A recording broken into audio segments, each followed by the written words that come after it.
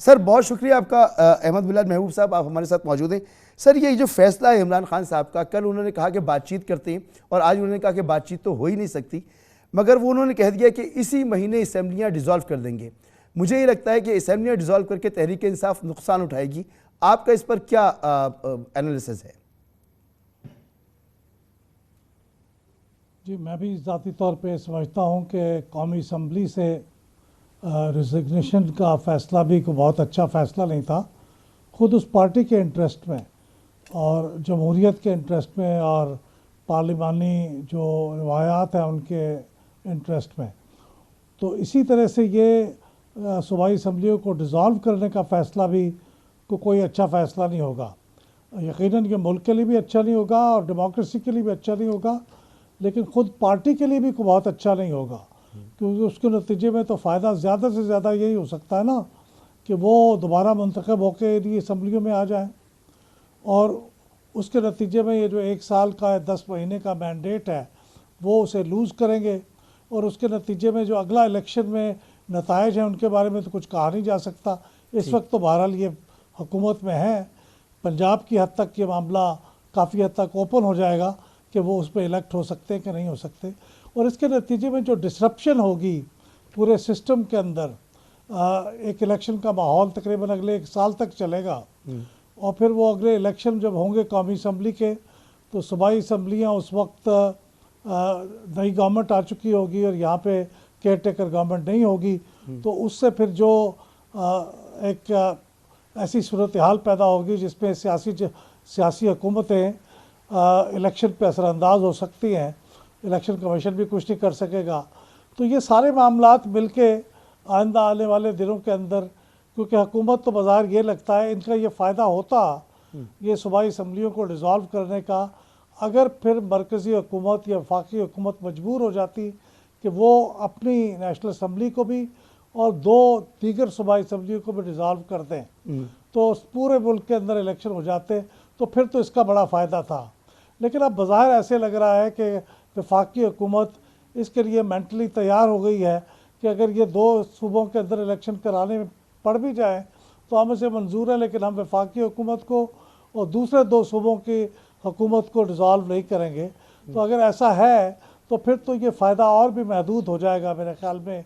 जैसा कि खैबर पख्तूनख्वा की हुकूमत के तर्जुमान बैरिस्टर सैफ ने आज के अखबारात में जो बयान है वो भी यही कहते हैं कि फिर तो ये खसारे का सौदा है अगर वफाकी हुकूमत नेशनल असम्बली को और दूसरी सूबाई असम्बलियों को डिज़ोल्व नहीं करती।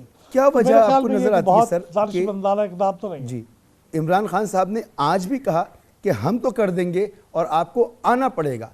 वो ऐसा क्यों समझ रहे हैं कि इनको आना पड़ेगा वफाक को अपनी इन इलेक्शंस में, जब इमरान खान साहब असम्बलियाँ तहलील कर देंगे? कहते हैं हमारे पास 66% सीटें मौजूद हैं पाकिस्तान की।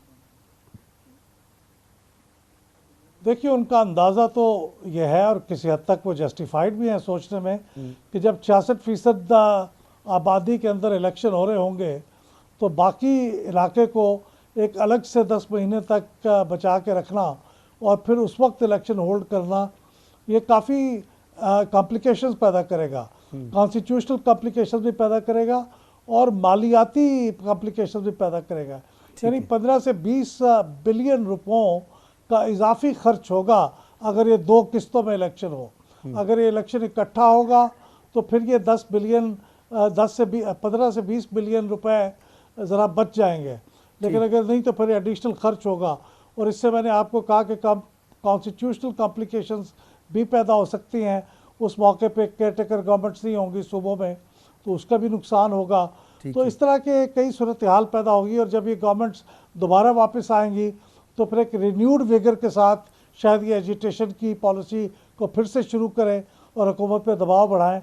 तो यस, डिसरप्शन तो होगा और सर एक तरफ ये डिसरप्शन होगा, एक मेरी और रहनुमाई कीजिएगा, हालात है वो भी मुतासर होंगे कि क्या वफाकी हुकूमत के पास या PDM कोलेशन के पास ये कोई ऐसे टूल्स मौजूद हैं जिनसे वो तहरीक इंसाफ के प्लान्स को जो है वो ख़राब कर सकते हैं, ये असम्बलियाँ तहलील करें और अपने मकासद हासिल ना कर सकें?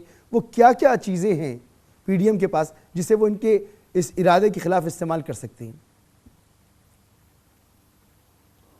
मेरे ख्याल में दो टूल्स हैं जिनको इस्तेमाल कर सकते हैं। मैं ये नहीं कह रहा कि इन्हें इस्तेमाल करने चाहिए या ये एडवाइजेबल हैं।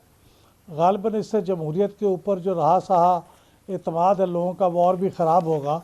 लेकिन एक तो मारूफ तरीका है कि आप तहरीक अदम एतमाद अगर पेश कर दें चीफ मिनिस्टर के ख़िलाफ़, तो जब तक वो तहरीक अदम एतमाद डिस्पोज ऑफ ना हो उस वक्त तक वो चीफ मिनिस्टर डिज़ोल्व नहीं कर सकते असम्बलियों को। ठीक है। और अब चूँकि कोई कदगन नहीं है कि आप एक ख़ास मुद्दत तक दोबारा तहरीक अदम एतमाद का नोटिस नहीं दे सकते, तो एक नोटिस ख़त्म होगा तो दूसरी नोटिस का और काम सर भी शुरू हो पंजाब में जो जाएगा। इजलास जारी तो है, ये एक मुसलसल बार बार नोटिस दे सकते हैं और उससे ये डिसोल्यूशन का अमल रुक जाएगा।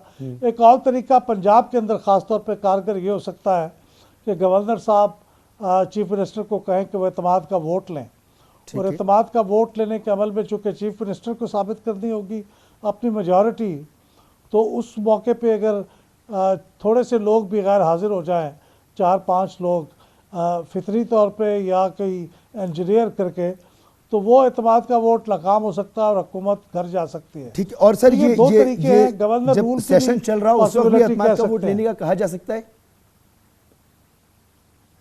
कोई ऐसी चीज़ नहीं लिखी हुई कॉन्स्टिट्यूशन के अंदर या असम्बली के रूल्स के अंदर कि असम्बली के सेशन के दौरान वोट ऑफ कॉन्फिडेंस या वोट ऑफ नो कॉन्फिडेंस नहीं हो सकता। कोई ऐसी कदगन नहीं है। लेकिन कुछ लोगों ने गालिबन पंजाब में सूबाई असम्बली को ये पट्टी पढ़ाई है कि आप ये मुसलसल अपना सेशन जारी रखें। पिछले 9 माह से उनका सेशन जारी है, ठीक है। और इस वजह से जारी है कि उनका ख्याल ये है कि इस दौरान गवर्नर उन्हें एतमाद का वोट लेने के लिए नहीं कह सकते, हालांकि ऐसी कोई पाबंदी आइन में कहीं नहीं लिखी हुई। ठीक है। तो अली मोहम्मद खान साहब, इन चीज़ों को आपने देखा है कि ये 2 ऑप्शंस हैं और इन दोनों ऑप्शंस को एक्सरसाइज किया जा सकता है, और अगर मरकज़ी हुकूमत या आपकी अपोजिशन या पीडीएम इसको एक्सरसाइज करती है तो आपका प्लान चौपट हो सकता है।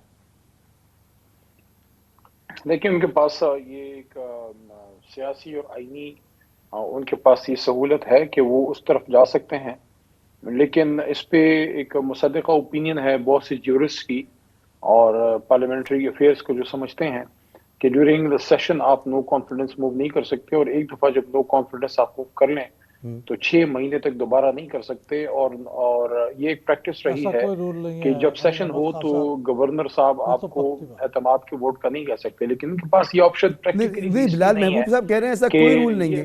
बिलाल साहब जरा रहनुमाई कीजिएगा हमारी। जो है वो हमारे पास मौजूद है, तो वो मेजॉरिटी वाली बात है ना, डिफीट नहीं कर सकते। इस वक्त मेरे ख्याल में प्रैक्टिकली इनके पास अदम एतमाद को, असेंबली के डिसोल्यूशन को रोकना अदम एतमाद के जरिए वो इस वक्त ऑप्शन नहीं है, क्योंकि सेशन कंटिन्यूसली चल रहा है। नहीं बिलाल महबूब साहब, आप क्यों समझते हैं कि ऐसा कोई रूल मौजूद नहीं है? अली मोहम्मद खान साहब कह रहे हैं कि ऐसा है, कहीं लिखा हुआ नहीं है ना। देखिए, अगर ऐसा कोई रूल है तो उसे साइट करें, बताएं कि कौन सा रूल है। और ये जो 6 महीने वाली बात थी ना, ये 18वीं तरमीम से पहले ये मौजूद थी। ये असल में रिवाइवल ऑफ कॉन्स्टिट्यूशनल ऑर्डर जब हुआ था ज़ियाउल हक साहब के ज़माने में, तो उस वक्त ये शर्त मौजूद थी कि एक बार जब वोट ऑफ नो कॉन्फिडेंस नाकाम हो जाए तो फिर 6 महीने तक दोबारा नहीं आ सकती। ठीक है। लेकिन वो ख़त्म हो गई, अब वो कोई कदगन मौजूद नहीं है। तो ये मेरे ख्याल में बड़ा मिसअंडरस्टूड है ये बात। अगर कहीं है, मैंने तो कुछ अर्सा पहले ट्वीट किया था कि अगर किसी के पास कोई ऐसा आर्टिकल है कॉन्स्टिट्यूशन का या रूल है असम्बली का, तो काइंडली उसे साइट करें कि किस रूल या किस आर्टिकल के तहत ये बना है। ऐसी कोई पाबंदी नहीं है। सर बड़ी दिलचस्प आपने बात कही है।